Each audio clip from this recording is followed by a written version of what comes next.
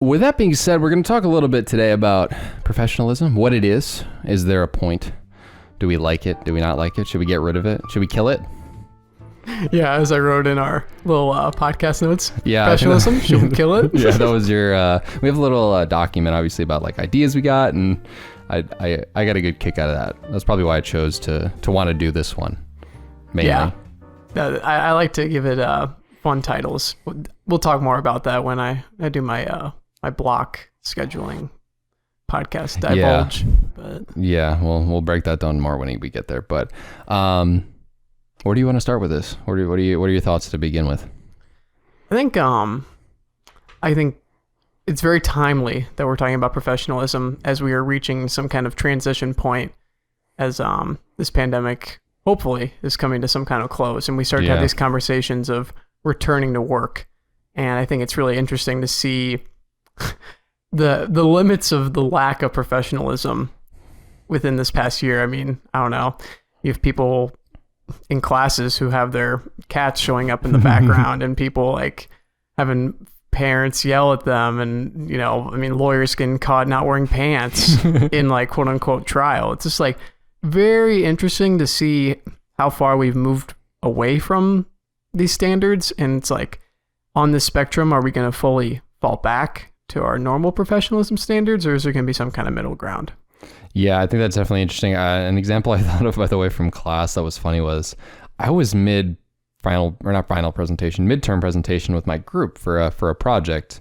Was a marketing project, and one of my group members, mid-presentation, her dog freaked out. Like spasms just started screaming? Well, I mean, yeah, just extreme levels of barking out of nowhere. And I'm just like, oh... and the professor was very nice about it, was chill about it. She goes, okay, I'm sorry, one sec. And it was mid during her speaking part. Like, apparently the dog gets extremely jealous whenever she's talking to somebody else on Zoom and stuff, which we've noticed in group meetings, but I wouldn't think would be a problem. Like, specifically during the presentation, I thought maybe she'd, I don't know, make sure that it was, I don't know. I thought she'd get that figured out beforehand. Not her fault, I don't think, but it was just like, wow. Like, and I had an epiphany regarding, okay, in any other presentation in real life, there is no way the professor would have to deal with that. So I'm hoping he doesn't dock us points for this. Yeah, I think that that's unfortunate. And I think that professors have been very understanding of the unusual circumstances.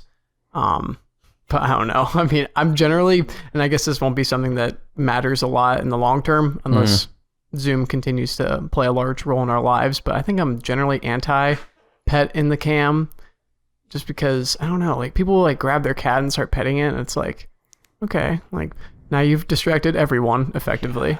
I am too. And I'm a big dog person. And that's why I'm pretty much anti-pet in the cam, because I'll just get extremely distracted if there's a cute puppy in the Zoom. Right, exactly. I'm just like, oh, what is that? Is that a schnauzer? Oh, look at, what is he doing? What is he doing? Yeah. And then with this team member though, I mean, to her credit, she put them in the other room. Like, the dog was out of the picture. And then next thing, I think the dog just started hearing her speak. And she's like, the dog's like, who are you talking to? You're not messing with me? Wait, you don't want to talk to me? You put me in another room, you don't want to tell me? What is up? What are you doing? So that's how that went. Little greedy attention. I mean, they have unconditional love, but let's be honest, they do want a lot of attention back, which is fine by me because I love puppies. But yeah, that's a recent experience of people being quote unquote unprofessional while still maintaining the okayness with it afterwards. That was interesting to me. Right, and I think that I mean, obviously that's not something that I mean, it's possible, right, with Zoom and like, I don't know, hybrid work. That could definitely still be a factor. But I'm definitely curious about other factors in terms of, I think a lot of times people think of professionalism, they think of like the suit look, right? Oh, yeah. And it's like, are we going to return to this fully kind of formal dress attire or some kind of business casual or just like casual? And I wanted to do a little research and see like whether any sort of decrease in productivity has to do with people dressing more casually in the house. And I found one study, I think that you also stumbled upon this in our independent researching. Yeah. It was called The Impact of Workplace Attire on Employee Self-Perceptions. Yeah. And they asked a group of, I believe it was like 90 participants from 3 different grad programs. So they're college students. And just asked them, would all things being equal in 3 different jobs, would you prefer a job that has formal, business, casual, or casual wear? They asked them that. And then second, they asked, when you wear formal, business, casual, or casual, how do you feel about yourself? Do you feel productive, self-confident? They accounted for about, I think, 16 different personality or emotional attitudes.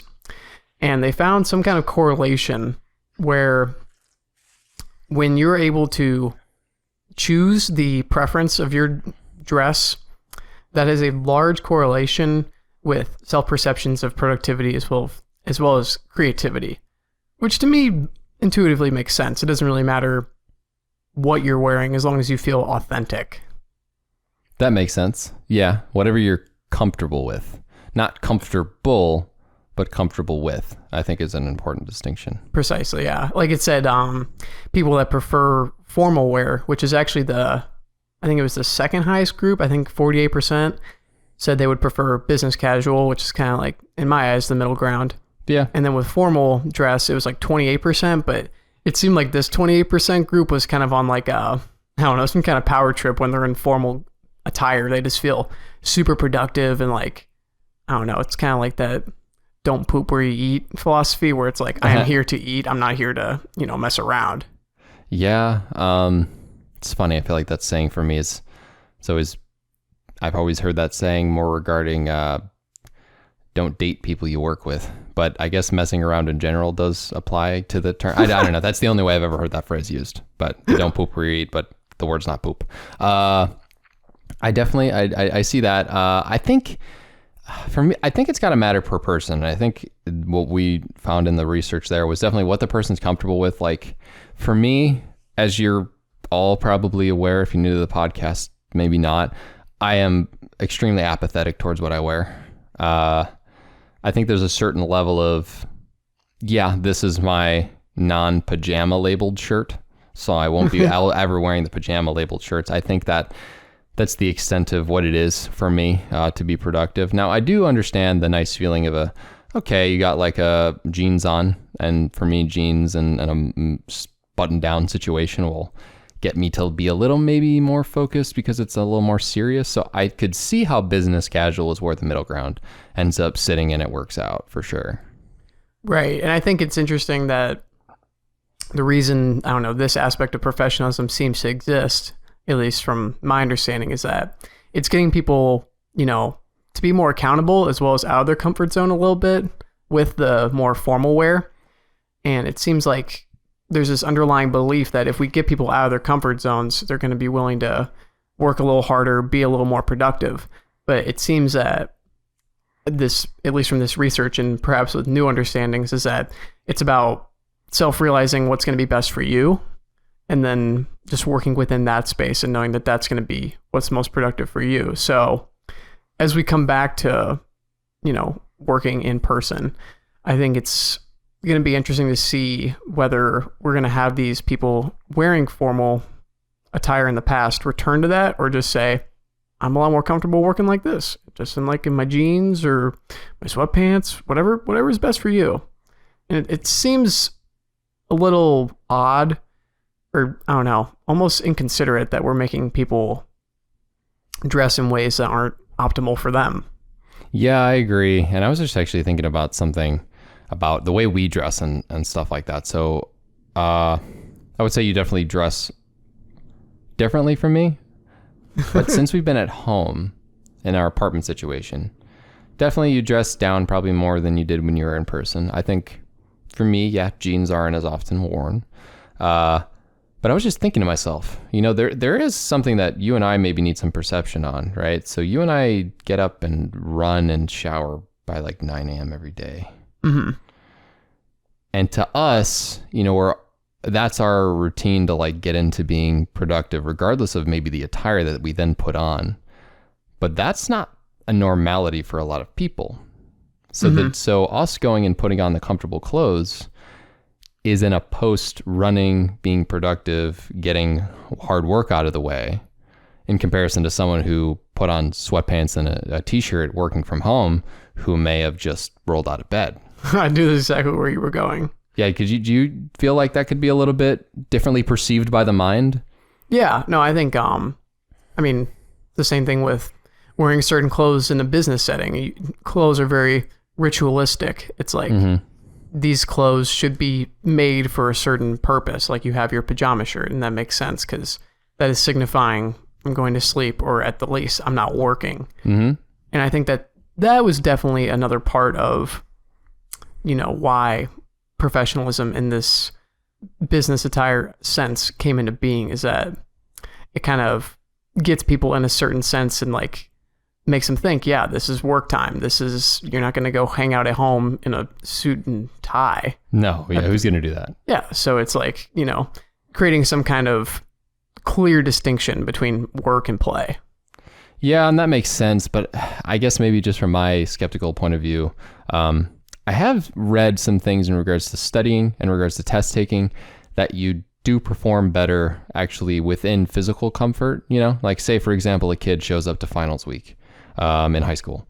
It's more optimal from what I remember. I think it's high school psych. I was told it's more optimal if you were to wear sweatpants and a sweatshirt than if you were to show up in like a button down and jeans, like, cause you're less physically comfortable. Like it may not be the dress. It could just be the setting that causes the distinction. Oh yeah. I mean, I'm not trying to defend professionalism in this sense. Yeah, okay. I think I'm on your side generally. I think I don't know. I wear what's comfortable for me, whether it be at the house or when I go to the library or what have you.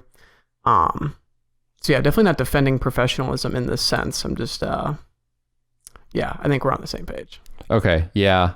I wonder though, when it comes to this, whether a lot of this professionalism has been set up just to, what's the word? Gatekeep, people who are not already in, if that makes sense.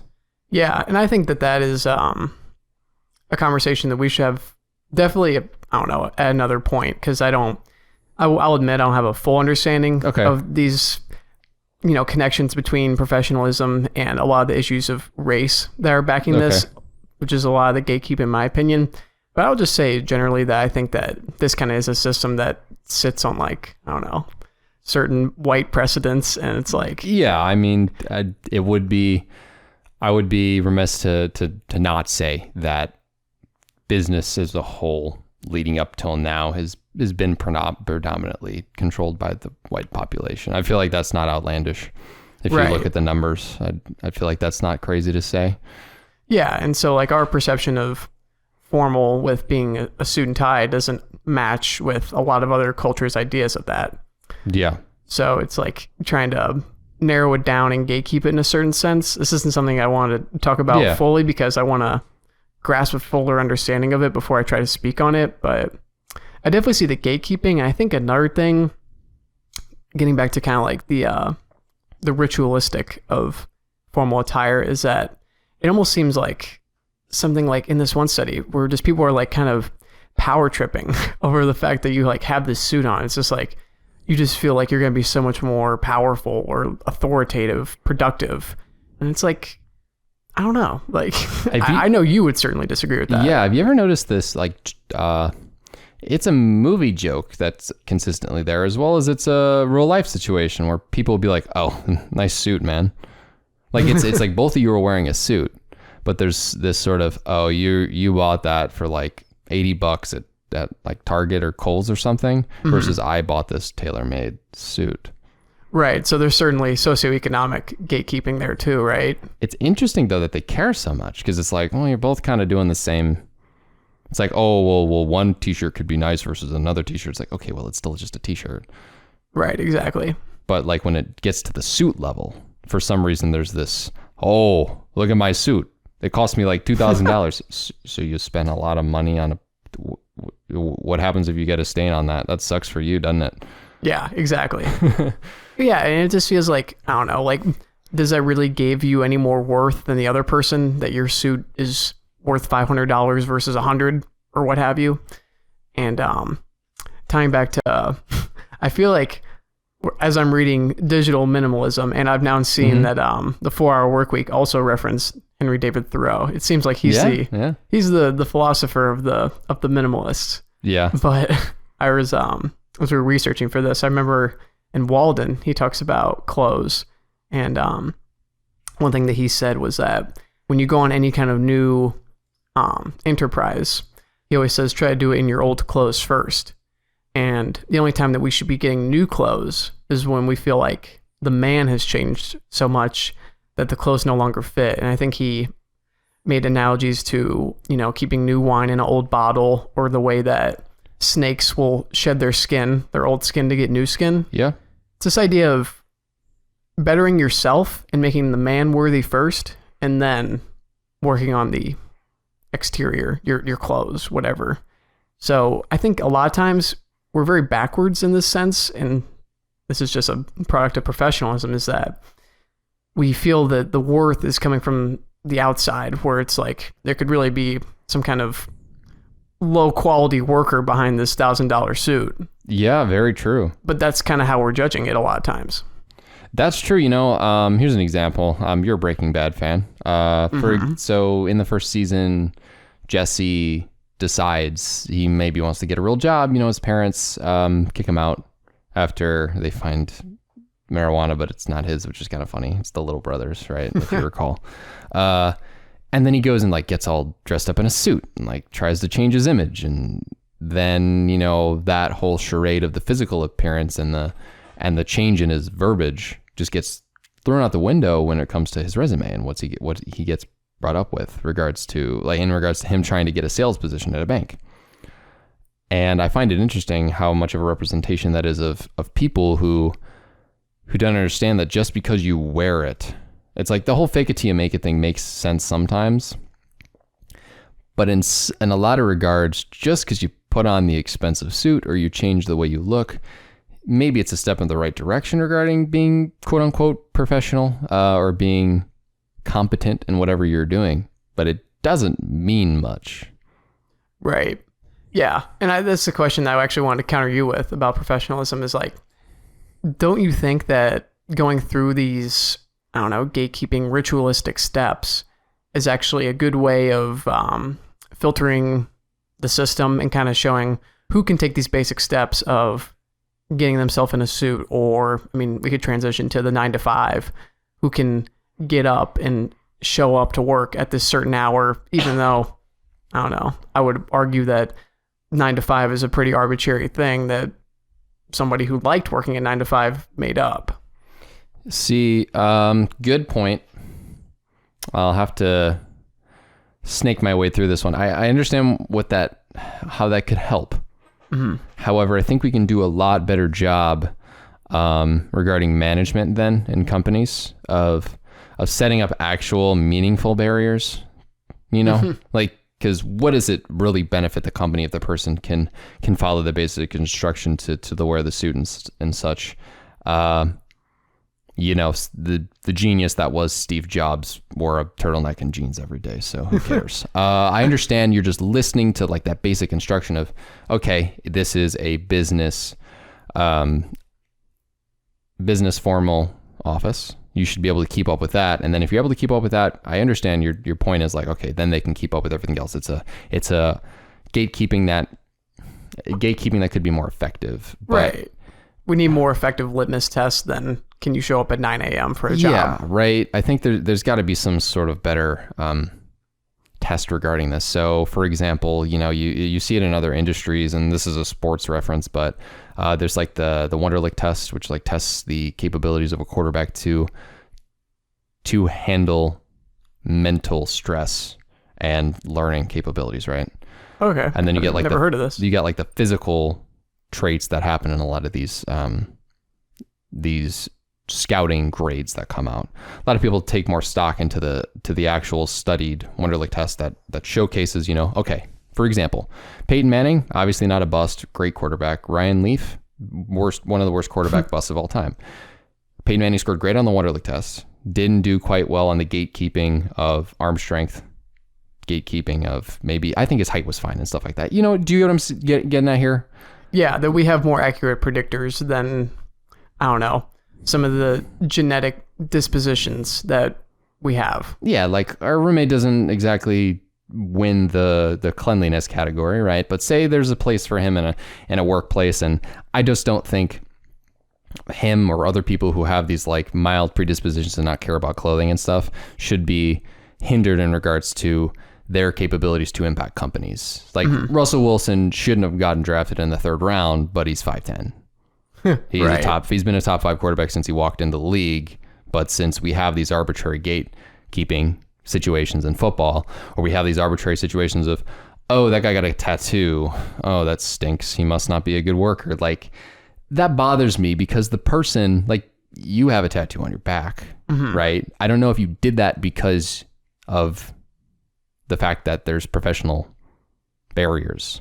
Oh, absolutely. Yeah. I don't know. My aspiration is to be a lawyer, and there's so much bias that comes in the Yeah, we hadn't even thought about that. I hadn't even thought about that until I said the sentence I just said.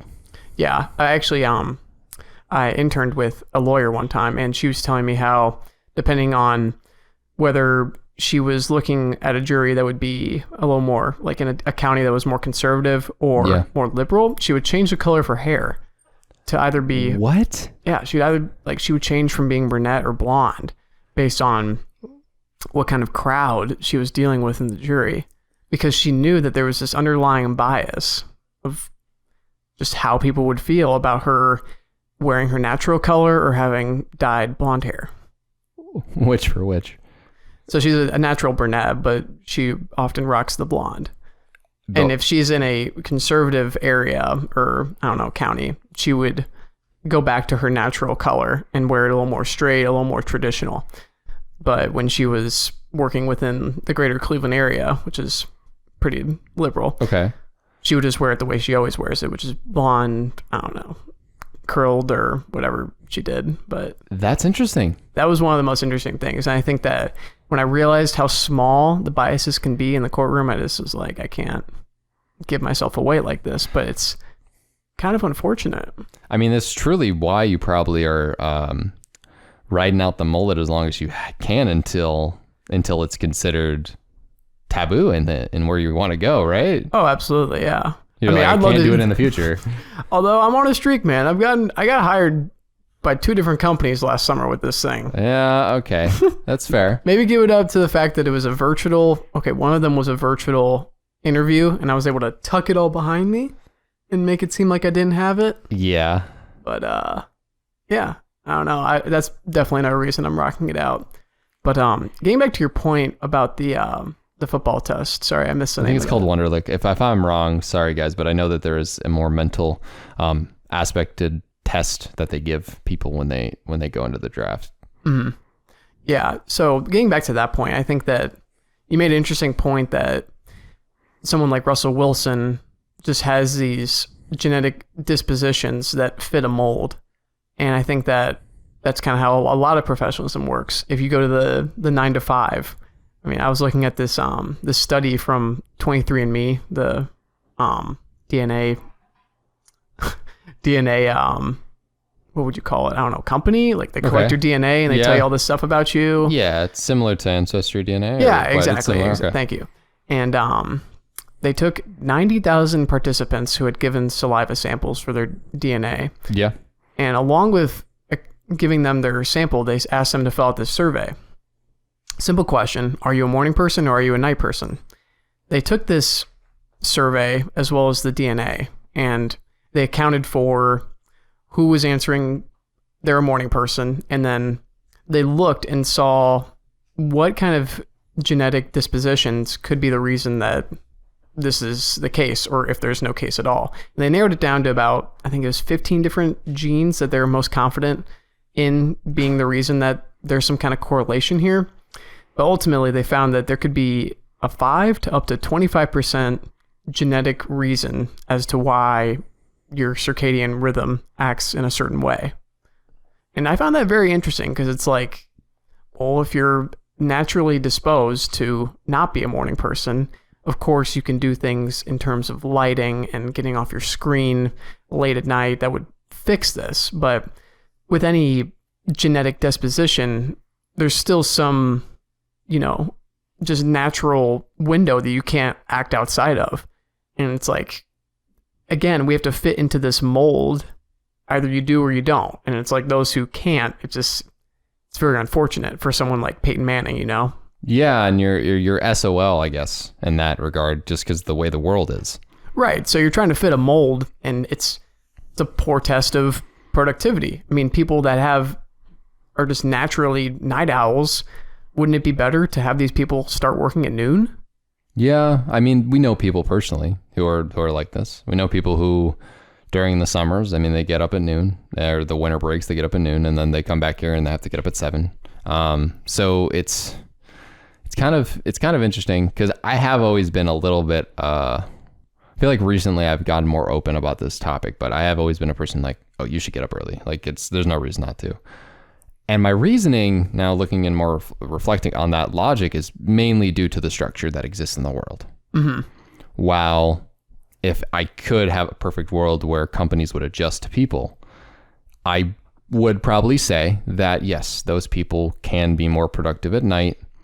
They are going to be more productive at night because they're made that way. And I was kind of standoffish about this topic for a while, but I will concede the fact that my main point around, dude, just get up earlier, is because the world doesn't care about your 25% sort of genetic change. Right, exactly. Yeah, I don't know. It's not something that, you personally, I think that you have some natural disposition to waking up early because you can thrive off a little bit of sleep. Mm-hmm. But we have friends who just don't act that same way. And it's just, I don't know, very interesting to me how that works. Yeah, because the 9 to 5 was probably, I'm trying to remember how the creation of the 9 to 5 came to be. From what I remember, there was more working hours, and then labor unions came to be, and that's kind of what they settled on. Right. If I recall. Because in other countries it's different. Like, I don't know if you're aware, but South Koreans work a lot. Oh, I have no doubt. Yeah, like, I think a 60-hour work week is normal. Mm-hmm. And then I think sometimes 70, like they have insane amounts of work in comparison to the United States. But then you have the French work week, which I think is hovering around 35 for considered full time. However, it hovers more around 30, generally speaking. So we have a different idea of professionalism in the world there too. And it's interesting even how, from what I learned in some classes in my MBA, that professionalism in South Korea means something completely different than the United States as well. I mean, there is a paternalistic stance and like more of a respect your superiors to no ends, right? In other professional settings across the world. Mm-hmm. So it's interesting to me how, maybe we do have a little bit more leniency now, and whether that leniency due to the remote work environment that is currently happening, and I would say the remote working environment in the US will probably be a third as much as it was during the pandemic. Like, I think companies are just going to take a third of that leniency, whether it be how many days you're away, how much your hours can change. I think that they're going to keep about a third of it. And some companies may more, but. Oh yeah. And I think that third will deviate based off the amount of individual versus teamwork you need to be doing. I think the 9 to 5 makes sense in a lot of senses when it comes to, we need to have a meeting at noon. Everyone needs to be there. Like everyone should probably have already been at work if we're going to have a meeting at noon. But when it comes to your individual work, it's like if you're someone who just naturally wakes up later, and as long as the work gets done, what does it care if you show up at 9 or you show up at noon to get it done, Yeah, I think a lot of it stems from this sort of, I've said the phrase a couple times. I swear someone just said it and I'm misquoting it, but tradition without understanding is like the, I always fail like at this part of the saying, but having traditions without understanding is a waste of time, basically. Like if you don't understand when you have the traditions, if you don't have an actual reason, if you're just upkeeping the traditions of professionalism and starting work at 9, and you only have the reason of that's how it's supposed to be done. It's like, wow, you really gave me a nice synopsis there. You gave me a nice brief on the benefits of 9 to 5 versus 11 to 7. But good work. Right. Yeah. I mean, the one I've always heard is tradition is giving a vote to the dead. That's a good one. I like that. I do like that. But no, it's interesting. I'm not going to lose my thought this time. I'm thinking. It's happening. God, I feel like I'm losing it, man. It's okay. I can keep spieling. Yeah, it keeps feeling okay. For a sec. Yeah, and it's something that happens in other parts of the world too, right? I think when any sort of situation comes up where someone wants to attack the status quo, I think the status quo in a lot of different senses gets questioned, and then people's reaction to it is more centered around, well, this is the way that it can be done, you know? I think even with more effective ways of working, like with Tim Ferriss and the 4-Hour Workweek, we learned a lot about what is meetings. Like, what is that? Like, what is this? Something that could have been an email. Yeah, well, yeah, exactly. In Make Time, when I read that, half of that, there was a lot of references to why is there so many defaults in the world that add time that isn't needed? You know, why do we have these 30-minute default times on Microsoft Teams or Zoom meetings? Like, that's ridiculous. Like, half of these should be done in 6 minutes. Right. And I remember what I was going to say now. There we go. Is that professionalism. There's another aspect to it that I don't think anyone should bash on, but, you know, it comes to having respect for people that you work with. I think that it's just so interesting to me how that is one of the underlying ideas of professionalism. And it seems that so many of the practices are just going against the grain of that. It's just the 9-to-5 work week. Oh, you don't like getting up early? That really stinks. Or you don't feel comfortable in this suit and tie and you feel like you'd work better in, you know, maybe even occasionally do get to work in jeans and a t-shirt and you feel way better. That's unfortunate.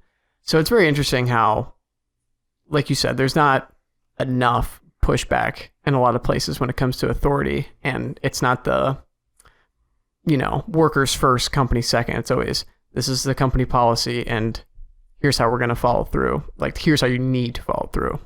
See, this is again where you hopefully use the forest for the trees analogy, right? But like the companies are missing the forest for the trees again. And what is the utmost version of respect if you're in a position and they have expectations for you? What is the utmost example of you respecting the position? Accommodating for the worker. No, I'm not saying the company towards the person. You're right in that regard.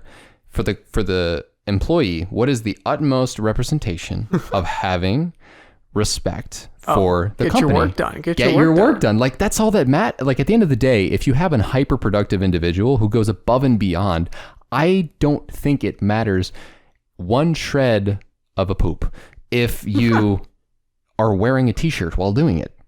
Oh, I agree. And I mean, you look at anyone who's been brilliant, man, everyone does it in their own way. I mean, I don't know. You know a bunch about Steve Jobs. I'm sure you could riddle off one of his weird habits. Yeah, yeah. I mean, the carrot juice. But no, yeah, they all have their own ways of doing it. Yeah. And I think accommodating towards the individual shows a level of respect for the individual, which then has this sort of reciprocity that comes when the individual that works at the company goes, oh, this company likes me. Like, I'm really feeling that I am being helped. I want to work for this company more. I want to be more a part of this company. And that's how you get people to conveniently work more than the 40 hours that are expected. And that's how you get these like overachievers in companies. It's not by having these systems in place to gatekeep. It doesn't, I don't know if that can help. I understand why these people who have been in business for so long don't want to change, but I feel like if they were pitched that well enough, there'd be a lot of big changes in the world. Oh, I agree. I mean, you want to go back to that study I was talking about, correlations between confidence in yourself and productivity. I mean, it's just like having an authority with that, like, you know, the weight of that ethos of an authority saying that, like, you know, do however you need to do it as long as you get it done. Like, the amount of confidence that you would gain in that would just be, I mean, it would increase your productivity tenfold. I mean, it's impressive how people react when they're given confidence by those who have an authority place over them. Yeah, precisely. And I know that a lot of people during the pandemic were actually, and this is something that's interesting because some people thought that productivity was going to take a huge hit when the pandemic started. It happened eventually, but not for the reasons that were described by big companies. They thought people weren't going to be able to go into the office. They were going to be lackadaisical because they didn't have anyone, sort of having their physical presence around them, being like, okay, they got to keep tabs on me, so I'm going to keep working. A lot of people pretend to work while they're at work because they have people around. But when people were at home, what ended up happening is they had no water cooler time. They had all these situations where they thought, yeah, I could be on my phone scrolling, but I should be working. I know no one's around, but I should be working for this company. And what happened is productivity had a 25% spike apparently across the board, and just overall output for companies that survived. And then it tanked a little bit because people got burnt out. And that's what I was going to ask you about, is how we need to maybe balance these things. Is that there's clearly some kind of merit to coming into the office, or, forcing yourself to get dressed up. I'll work around the apartment and, running shorts and a tank top. And it just feels good sometimes when I put on jeans and like a nice shirt and I actually go to the library. So I'm curious if you think that we need some kind of balance here, because things like Zoom fatigue and just, not creating a good enough workspace where you're able to take yourself and your work seriously. I think it's honestly in a spot of, okay, let's get people to work for us, I'd say in person, like 3 to 4 days a week. You give them the option to work from home once or twice a week, but you should create a work environment in person that is so well done that they would like to probably go into the office. So you see the Googles of the world, right? Mm-hmm. Oh my God. Have you seen the opportunities that exist by being a Google employee and having the food and having the recreation activities at the office? Yeah. You remember that documentary, the internship? Okay. Well, it wasn't a documentary. Wow. Why did you think that was a documentary? I'm just pulling. Me and my best bud, Vince Vaughn. Wow. Really, Chance? Really? Wow. I'm just pulling information from movies like you. Yeah, not a documentary, but not just from that, from actual, from YouTube videos that I've seen, like from people working at Google and them showcasing what they have. Nobody has to pay for food if they work at Google. Like, they have meals at all times of day, healthy meals. They foster a work environment where people want to go to work. Right, and it's a very independent space. Yes, and they have a lot of pride in their workers. They think that they're hiring the best people, so that means that they don't need to micromanage people.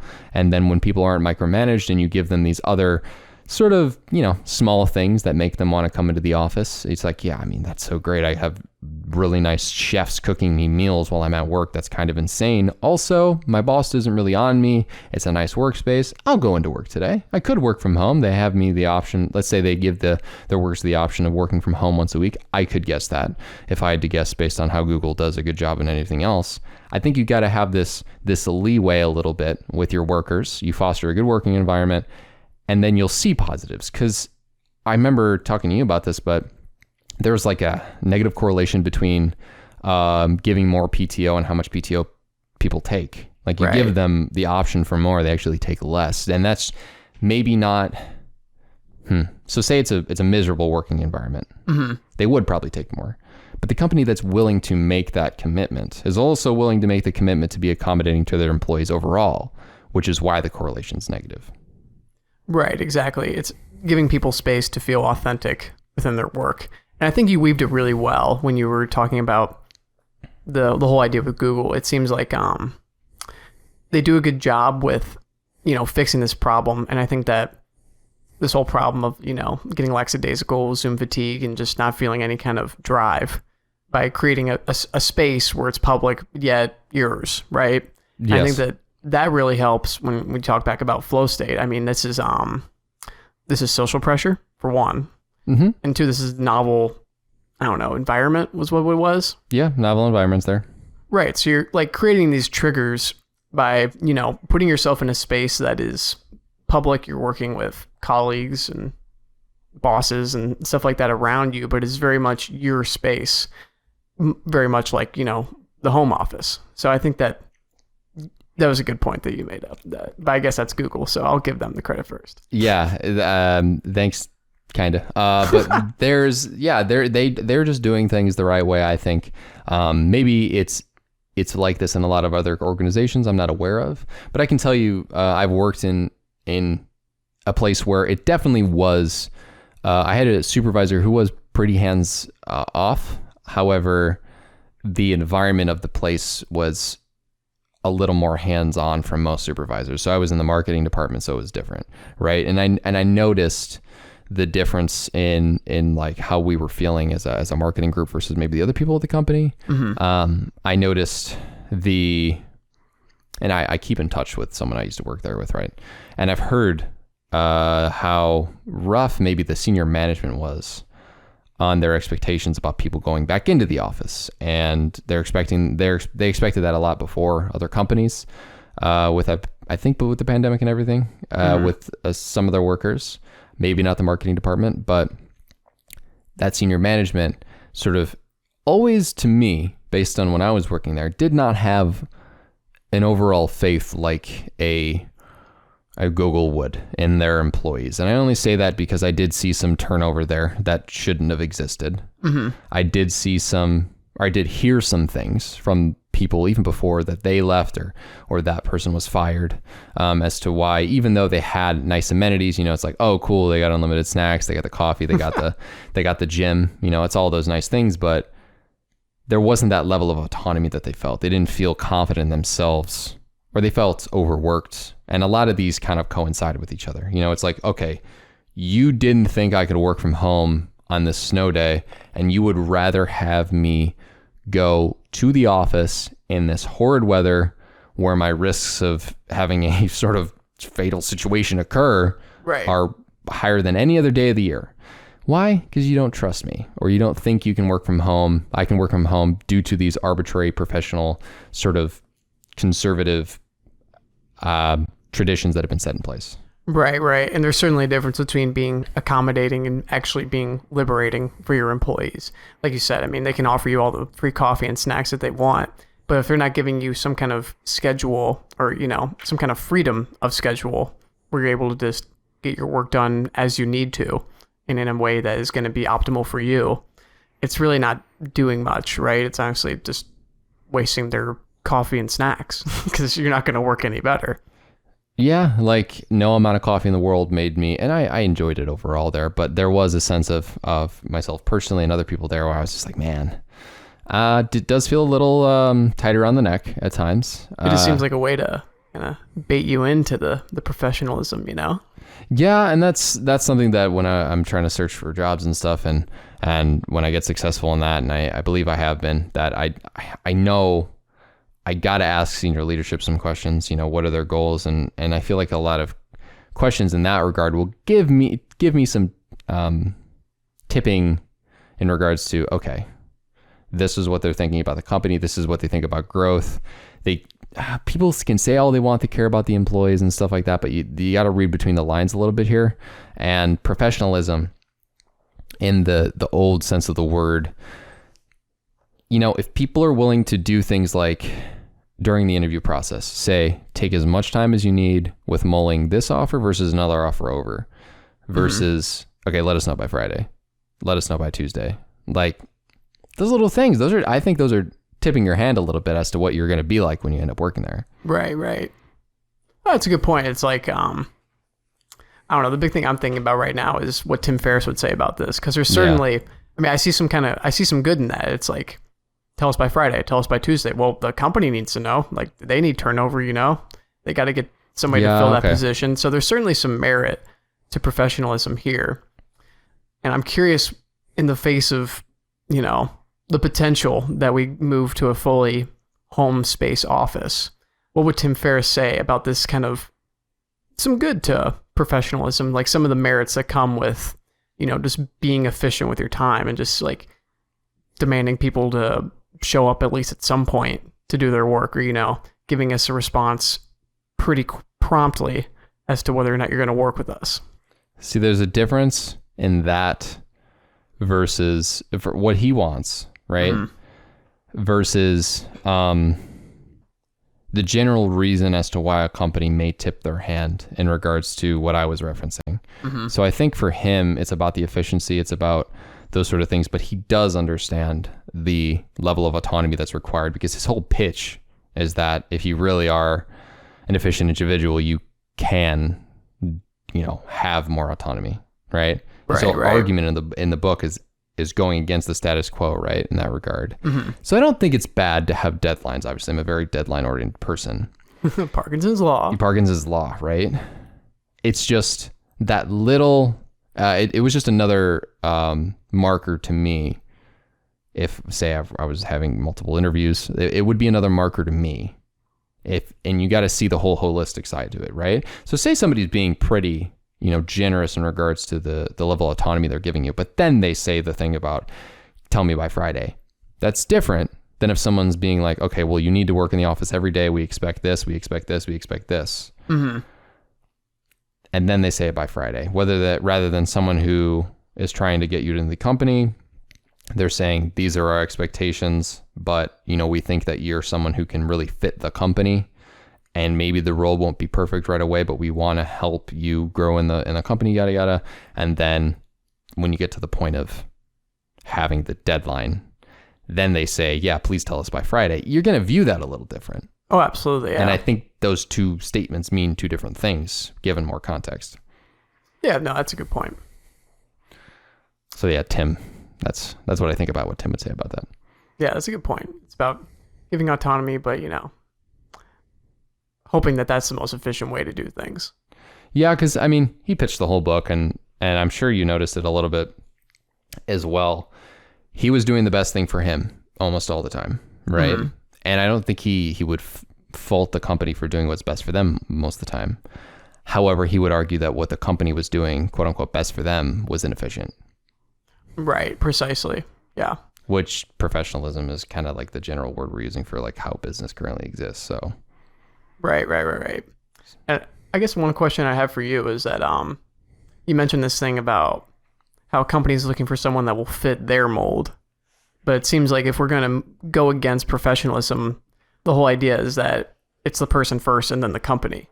So I guess my question is, should companies be looking for individuals who fit a mold, or someone who's just a strong individual? And also, if they are that strong individual, how are you testing for that? How do you know this person's going to be efficient if they're not fitting your mold?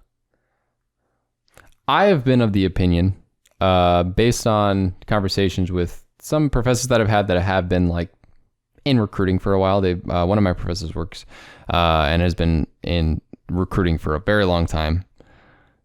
I think you got to go for the individual over the fit. Or sorry, got to go for the individual over the mold of the job. Because you, as a company, if you're good enough at onboarding, if you're good enough at taking time out of the 40 hours a week to train them, can take a person with a work ethic and give them the resources to learn how to perform the job more than someone who knows how to do it but doesn't really fit the culture. Right. Yeah, that's a good point. I don't know. I'm very curious how we can move forward in reversing this process, is where companies are working to accommodate for an individual who, I don't know, would rather come in at noon or whatever it may be. Like, it's just interesting to me how it seems that we can't really, I don't know, it seems too individual to be able to say like, yeah, like, well, if you can't come in at 9, then like you must not be a good worker. Like, what are the factors that we could be looking for, if not the ones that are currently set up by professionalism, which we've kind of stated are arbitrary and not very strong tests of good employees? I think you do need to have some standards. I think it's unreasonable to not have any of the professionalism exist. Right. I just think in an ideal world, you can articulate to individuals that you're going to have a level of autonomy. We're going to trust you to be able to complete the tasks required in this position. However, if you do not, with this level of autonomy, respectfully, we will cut the cord. Like, that's my viewpoint on it. Because if they are such a great company and they do give these sort of perks, they got people lining up at the door. Right. Interesting. So you're just saying that, like, if it's a strong company, it'll have the strong individuals in that. Yeah, I just don't think, I think there are some situations where people need to do things at certain times. People need to get things done in meetings at certain times. However, I feel like I don't know what the route is to peel off of it. And I think that's probably what your question is. I don't know what the route is. I think overall companies should not require people to work from there every day, unless it's a physical labor job. You know, right. Obviously if if you work in a physical job, you should have to be there. But if it can have remote work, I think you got to give them some leniency there. You just need to implement some more extended PTO, implement less meetings and more trainings, and see where that takes your company, and then kind of adjust to see how the revenue does, as well as employee satisfaction. Because if the employee satisfaction's up, I think revenue will also be up. Right. So we're just peeling back the restrictions almost as much as we can, tossing them in the water and see if they can swim. And we're only going to keep the swimmers. Yeah, exactly. And you know what? If it ends up, and I'm not saying you should like be drastic about a lot of these things. I think if a company's being successful at the moment, I don't think it would hurt though to try to peel back some of these layers. You know, what would it hurt to switch the policy to business casual, right? Do we really think if the foundation of a company is strong enough that you will absolutely tank the company's revenue like in a quarter? I hope not. Good right. Lord, I hope not. If that is the case, you have a serious foundational problem in your company, and you should address the fact that you managed to hire workers that can only be productive while wearing suits. Exactly. It's like so many of these things that we're doing, it's just like, what is the actual reasoning? Are we actually is this gonna hurt our bottom line if we quit wearing suits? And finding that mixture between bottom line and caring about employee satisfaction and customer satisfaction is important, right? Because I truly believe and I think there's studies to back this, increased employee satisfaction leads to increased bottom line because they want to work more. Oh yeah. I mean, that goes back to the podcast we were doing on music, where it's just like the amount of autonomy and personal satisfaction you have with the music that you have chosen is going to make you a lot more productive. It's not the music itself, but it's the satisfaction and independence that you have that's going to make you more productive. So that seems correct. Yeah. And I guess the last like analogy I'll use for this is, and I've used it earlier today, right? It's a quicksand analogy, or not a quicksand, it's a sand analogy, right? Oh, so this was good. This is good. Yeah. Did you actually think it was good? You said that earlier and I was like, that was kind of profound. Yeah. Like, all right. So if you want something to happen, sometimes you're going to have a handful of sand, right? And if you grip it harder, you know what happens? Has anyone ever noticed what happens if you grip the sand harder? The exact opposite of what you want is going to happen. The sand will start just casually sifting out of your hand and will fall out. What you need to do a little bit sometimes is seeing where that point of, okay, maybe I can take a little bit of this hold off. And what's going to happen is I am going to be able to hold on to it. And that's what I really want. Now, you may try harder, and you may try harder by having these suits, and you're going to be more professional, and you're going to have people always go into the office. But if the workers are not happy, what's going to happen is you're gripping them too tight, you're choking them in a sense in their working environment, and the employee satisfaction will go down, your revenues will go down, and your goal of good bottom lines and good employee satisfaction will drift out of your hand because you are holding the sand too hard. Precisely. No, I like that analogy. That was good. Thank you. So when you start going to the office, you going formal? If you want to see this episode or any other episode of the Rise Productive podcast, make sure to go and check the show out on Apple Podcasts, Spotify, and anywhere else that you can find podcasts today.